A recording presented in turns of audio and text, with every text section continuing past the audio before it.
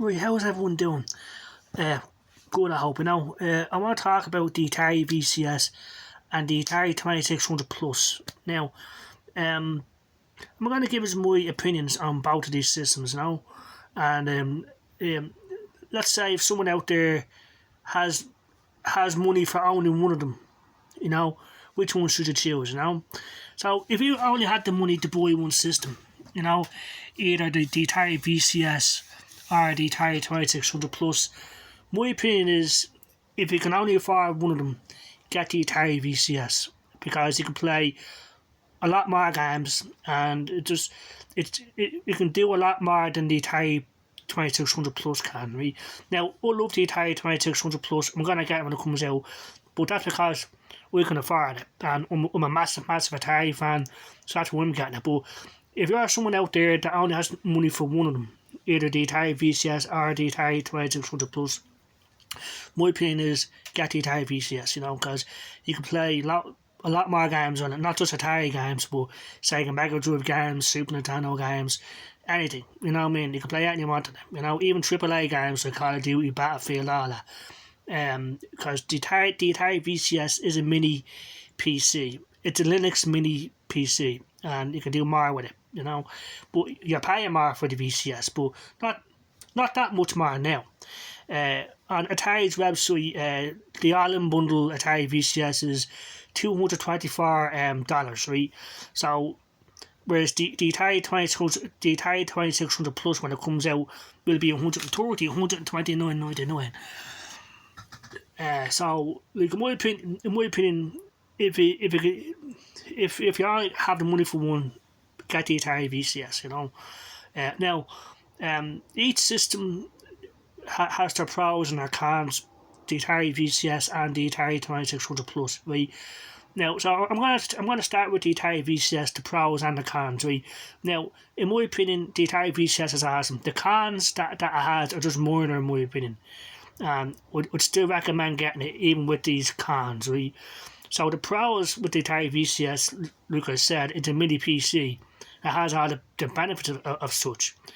It can be upgraded to maximum specifications, which I believe is 2 terabytes of an SSD drive and 32 gigabytes of RAM. Right, so that would put it on par with the Xbox One, in my opinion. So that means you can play AAA games, you can play Battlefield, all that sort of stuff. But out of the box, the Atari VCS is 8 gigabytes of RAM and 32 gigabytes of storage. So with that, you can emulate games through Chrome, which is what we do a lot. We can emulate games from the N64, everything backwards, handhelds, arcade machines, everything. Plus, the Atari VCS has the Atari VCS Store with tons of indie dev games and new Atari games, and there's more to come.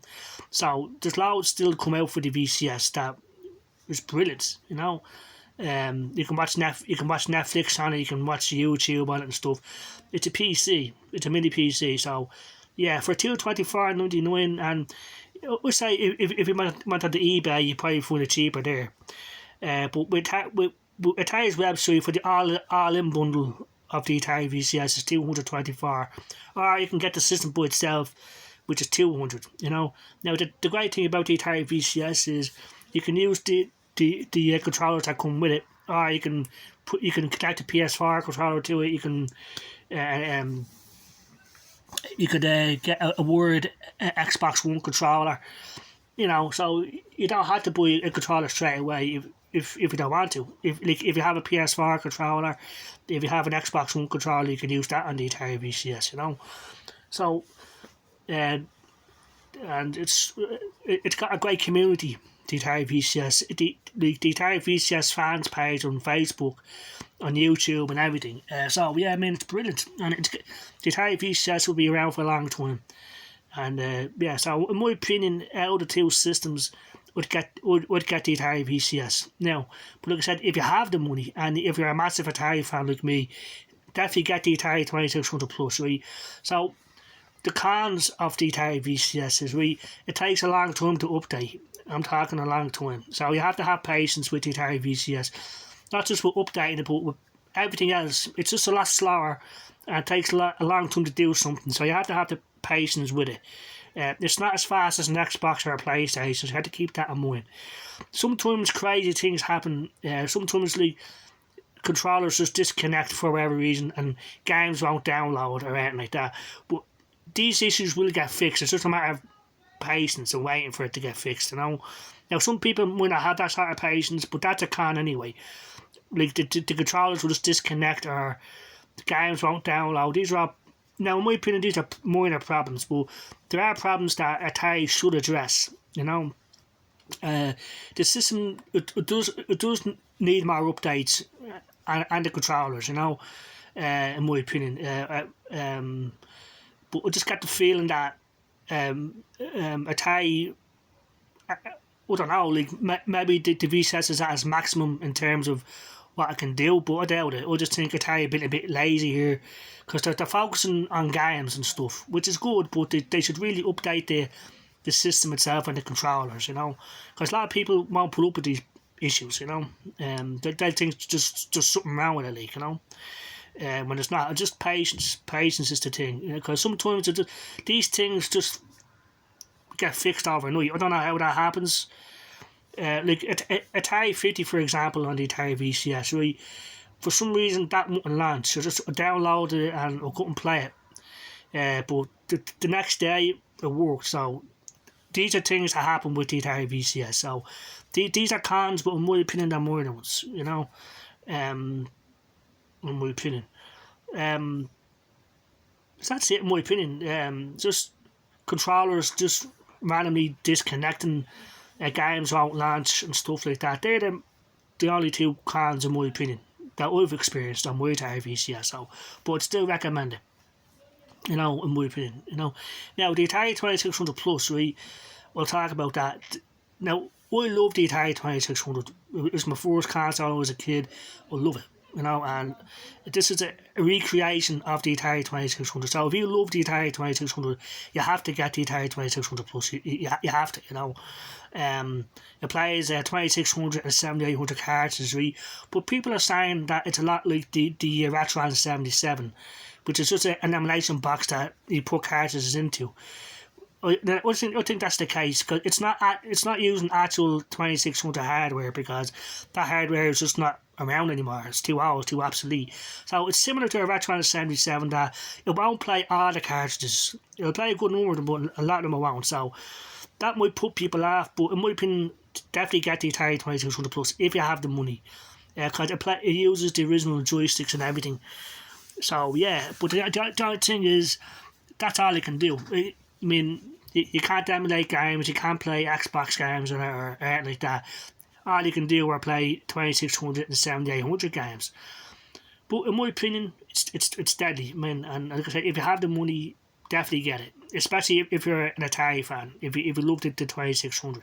But like I said, if you can only pick one of them, and if you only had the money for one of them, well, get the Atari VCS, because all the games that are on the 2600 Plus you can play on the Atari VCS. You can emulate it through Chrome, or, you know, it's just, we can play all them games, and games that it's just a better option, in my opinion, you know. But if you have them, if like I said, if you can afford both of them, get both of them, you know. I'm pretty sure that the Atari 2600 Plus will sell out very, very quickly. So yeah, and it comes with a 10-in-1 game cartridge, which is pretty awesome, and it comes with one joystick. And like I said, it's all the original connections and everything. So but it's smaller than the original Atari 2600. About 80% the size. But people tell me it has the real wood grain and everything. But the games, like not every game works on it.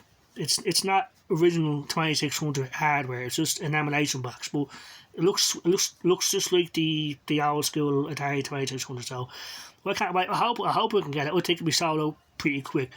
But like I said, if all you could afford was one system, then get the Atari VCS, you know.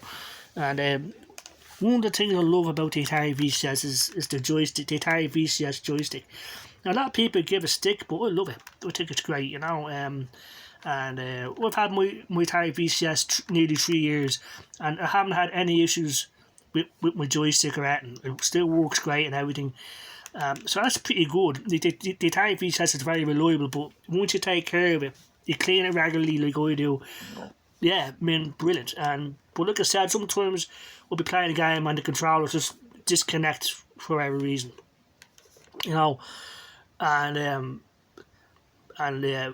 so that'd be a con. And another con with the VCS, it takes a long time for updates to install, you know, especially when you get it for the first time. It takes something like 4 or 5 updates, which takes a long time.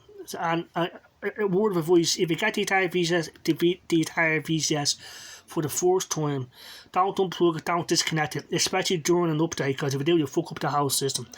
Patience is the thing. You have to wait. That's the only. Like I said, it's not as fast as an Xbox or a PlayStation. But anyway, awesome. And a new game came out on the Atari VCS, Tilting Tiles, which is like a puzzle game. But there's loads of other games to come out. There's a Punch-Out style game coming out soon. The Spirit of Samurai, Unsung Warriors, Haunted House, a new version of Haunted House from Atari. Tons of games, you know.